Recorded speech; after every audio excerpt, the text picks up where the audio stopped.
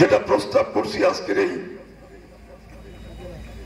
শারদীয় শুরু করতে যাচ্ছি।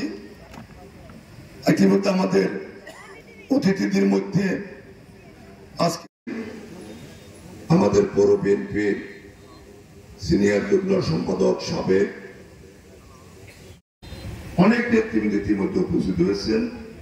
প্রধান অতিথি কাজী সাইদুল আলম বাবু উৎসব অনুষ্ঠানের পূজা মন্দিরের থেকে আগত এই অনুষ্ঠানের বাবু চন্দ্রমোহন সরকার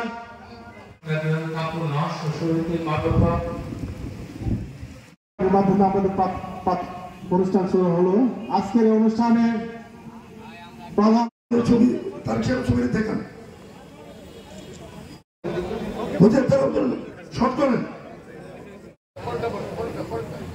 আসেন কালিয়াগর পালপাড়া সার্বজনীন দুর্গা মন্দির কয়জন তারেক সাহেবের ছবিটা খোলা রাখেন।